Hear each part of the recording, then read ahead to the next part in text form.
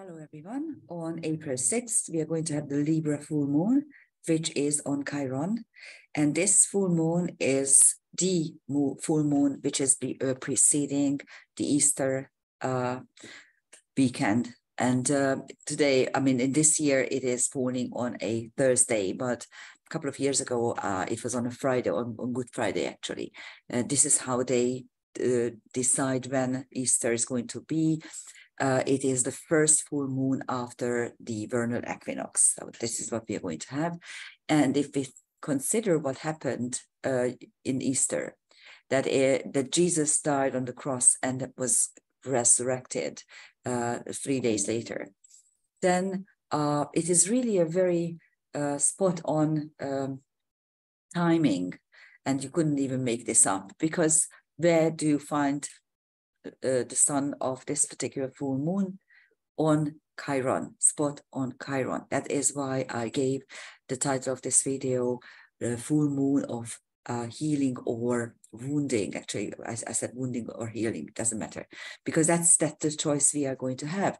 And it is really metaphorical that after the sacrifice of Christ, 2000 years later, at the verge of the Third World War, we are having such a full moon, which could be a healing full moon. And this is what we need to do. So let's take a look at the space-time moment. This is for London, and it will occur at 5:34 a.m. So the sun is not yet up, but the full moon will be up in the morning sky, so you can actually observe it. We have a Pisces rising. Pisces is one of the fastest rising signs. So actually, an hour later, you will already have an Aries, sometime in the middle of Aries or something like that. So let's take a look at what we can see in this particular chart. First of all, you still have this huge stellium in Aries. You can see that the sun is exactly conjunct Chiron, and something else. I will show it to you in a minute. And there is this tight conjunction between Aries, the outward karma breaker. The Aries is the centaur or TNO of drastically altered outward circumstances. And Astrea, the inner karma breaker, it's the 10th of the asteroids. And it denotes a behavior where you actually may yourself, by your own efforts, you may get rid of old embedded karma. So this is really a crossroads for us human beings. And of course, Jupiter and Chiron and Vesta are also there. I have a couple of videos in which I explain the stellium and also parts of it.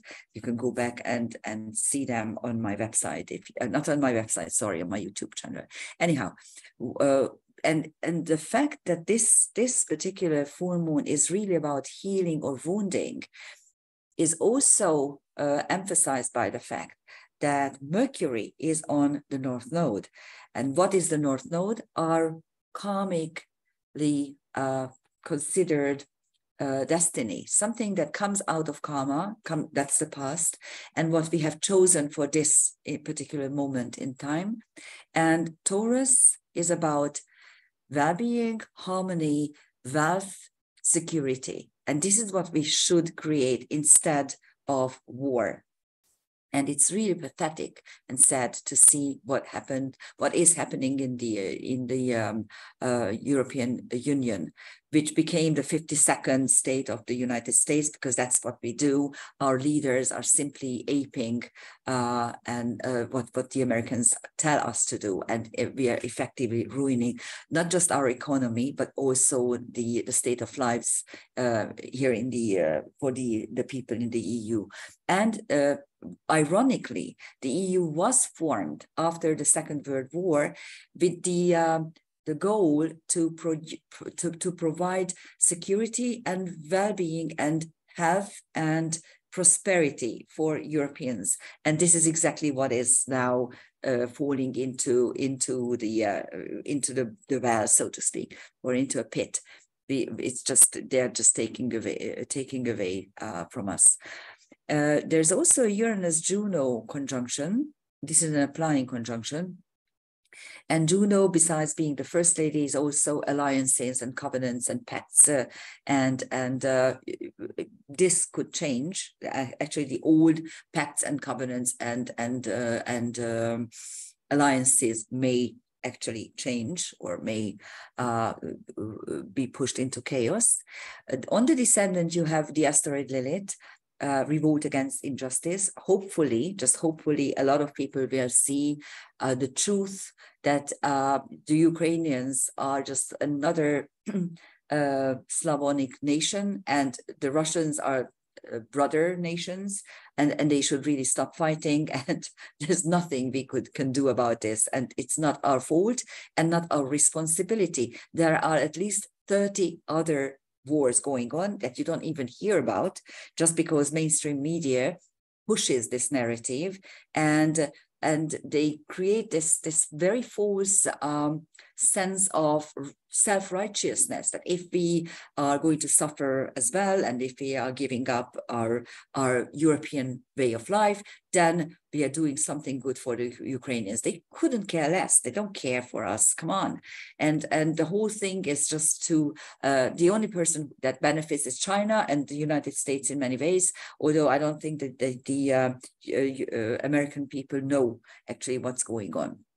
So here, revolt against injustice may suggest that we finally may have some sort of awakening among the people. It is also suggested by the Dark Moon Lilith Pallas Athena conjunction. Dark Moon Lilith is accepting the curse. That is the second turning point in the Lilith myths. And Pallas Athena, besides wisdom, is also protection. It is self-protection and protecting the homeland, protecting what is yours and not what is somebody else's. And the vertex is close to, not really conjunct, but close to Ceres, the nurturing principle. So that is the chart for London. And let's kind of dissect it. There are three very similar archetypes very prominent in this chart. Astarte, which is Ishtar in Mesopotamia, Asteria, which is a Titaness in Greek mythology, and Astrea, Zeus's daughter. Her name means star child, star girl, something like that. Astarte or Ishtar is exactly conjunct the Sun and Chiron. And Ishtar was in Mesopotamia the goddess of love and war. As a morning star, it was more like a warlike fighting figure, very independent. And as an evening star, it was more like a figure who was willing to make amends and willing to liaise with others. So it was more like a love goddess. The morning star was a war goddess, and the evening star was a love goddess. Interestingly enough, this was twisted around in Roman times, because the morning star was Venus Genetrix, the life giver, and the evening star became Venus Libitina, which was the taker of life. So she had this curious swap between roles. It's quite interesting. But anyhow, so Astarte or Ishtar is the Mesopotamian love goddess. And then Asteria in Greek mythology is a Titaness, the Titaness of the stars. And if you read in a myth, Titan, Titaness, it usually denotes a previous set of gods, a member of the previous set of gods. Of course, with Zeus, the Olympian gods were established. They came into power. So anyone that belonged to his father, Kronos or Saturn, was demoted and became Titans and Titanesses. But she is a star goddess originally. And she is now conjunct Sedna. And then Astrea, which is the karma breaker, it is exactly conjunct the other karma breaker, the outward karma breaker, Aries, drastically altered outward circumstances. And then Vesta, the focusing principle, and Jupiter are kind of putting them into brackets. And here's the Chiron Sun conjunction. So these three asteroids that are really prominent in the space-time moment suggest that you may find some answers in astrology, in the stars. Now, this is the full moon opposition, which is dissolved by Uranus and partly by Juno as well, because the Juno moon quincunx is there, but the semi-sextile is not there because it's the orb is more than 2 degrees, and we only allow 1.5 degrees for a semi-sextile. But yes, Uranus is actually dissolving the tension of the full moon. And here are the transcendental objects. On the sun, besides Astarte and Chiron, you have Zoser, who was a builder, pharaoh in Egyptian mythology and Egyptian history, and Arachne, one of the hubris asteroids. And it suggests that we should really, really pay attention not to anger the gods, because we might be turned into a spider, just like poor Arachne, it happened to her. On the moon, you have two curious asteroids, to say the least. Tyr, which is the war god for the Norse people, and America. So, of course, the warmongering of Americans is highlighted by the moon, and that's exactly what's happened. This industrial machine that is producing weapons and wants to fight, and of course never on US territory, always somewhere else in the world, destroying countries, whole regions. That is happening. And hopefully the moon will highlight this attempt and this practice. And hopefully the American people will see how wrong it is, and they hopefully will make some changes or going to revolt against this. This may be had by Uranus with the quincunx to the moon. And also you have two asteroids there, Atlantis and Horemheb. Horemheb is originally a slave who then becomes the general for the army in Tutankhamun's time. And when Tutankhamun dies, he becomes the pharaoh. So actually it is an impossible rise in status and power just because your abilities allow it. And Atlantis, of course, is Atlantean knowledge. And also the fact that we already did this. We already did this. We already destroyed our world a couple of times, but last time it happened, it was in Atlantis, although it was not entirely our fault. But yes, it happened. And we are at the verge of doing it again, or I can't say it's going to happen to us, because no, we are making it. We are in the making of this whole thing. And we should learn from the Atlantis story and what happened there. And then on Juno, and here you should note that no matter that Uranus and Juno are conjunct, by all means, with transcendental celestial objects, we allow only 1 degree orb. So Juno has a separate set of transcendental objects: Sphinx, secrets; Phaeton, another destroyer asteroid, which is actually linked to the cataclysm, to the demolition of the Atlantean age.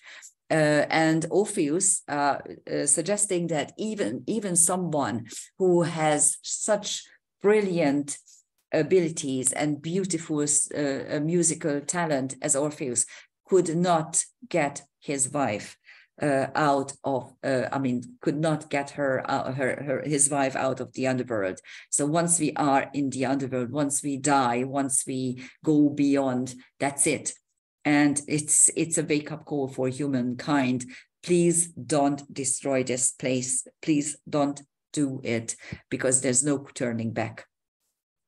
Instead, change your alliances. Make changes in the alliances that you are having. And two bright fixed stars, Almach and Menkar, are also on Juno. Almach is Gamma Andromeda. Andromeda is the protagonist of the Cassiope, Andromeda, Cephos, Perseus story. She's the bonded princess who will be rescued. And so it shows feminine power. And Menkar is Alpha Cetus, the celestial veil, the stare of the celestial veil, which is our unconscious emerging to the surface, and we need to face it. And there are further transcendental objects kind of opening up this dissolved opposition at 16, 17 degrees. In Pisces, you have Nessus, which is another psychopath. The first, of course, is the first documented psychopath is Ixion. The second one is Nessus, who rapes Deianira, who is Heracles' wife. And after that, she can convince her that his semen and blood, the mixture of his semen and blood, are going to be a potent elixir or some sort of magical potion. And yes, it is, by the way. Semen and blood, the mixture of menstrual blood and semen are one of the most potent tools to create something. And in the mixture, there's also the Hydra's poisonous blood, because Heracles kills him with an arrow that was previously soaked in the blood of the Hydra. And so it's a mixture of magic, black magic, and also healing, death and healing. And that's exactly what happens to Heracles in the story. So it's a very potent metaphor for sometimes we need a wake-up call to realize what we are and how we proceed, and we need profound healing from the poisons of the world. And then in Gemini 16, 17 degrees, we have 3 transcendental objects. Achilles, yes, we are vulnerable and we may die. Alkira, which is a New Zealand creation god who created the whole world, but then afterwards turns his back and walks to the upper side, the outermost edges of the created world, and never turns back, and doesn't want to deal with it, doesn't want to actually work it, or he just manifested it. And that's exactly what's happening. We have manifested something that we don't know how to operate. That's what's happening here in Europe, at least. And then this curious Gunghomdima, which is an African archetype. It's a beautiful girl who is saving her tribe. So actually there is a saving grace in the space-time moment as well. Let's hope for it. And there's also a non-closing Merkaba. 3 days ago, I posted a video where I showed you how to assess whether or not you have certain configurations in the chart, because configurations have tighter orbs than individual aspects. The orb for configurations is simply 2 degrees. And if there are chart points that are non-radiating, then it's only 1.5 degrees. Now, you can see that the mystic rectangle is very tight. Actually, it became tighter than 3 days ago. But Mars, as I warned you, is moving out of the configuration. The sextiles are still there, but as you can see, they are close to 3 degrees. So it's the Merkaba itself is not closing anymore, but the portions are the same. Here you have Ixion at the tip of this. Actually, this is now a crown. There was a crown in the previous one where Mars was the tip. Now Ixion is the tip, the other documented psychopath who is raping Hera instead of repenting and trying to find some sort of remedy for the deeds he did. So this is where we are. Psychopaths are wandering around us and trying to decide our fate. And yes, we should have faith in things that we are able to change. And this may be the full moon where everything is going to be illuminated, how wounded this whole world is. And we as a whole could actually decide whether this is the path we want to tread on, or are we going to do something about rather not wounding but healing. That's the essence, and that's the message of this full moon. Happy Easter, everyone. Thank you for listening. Bye.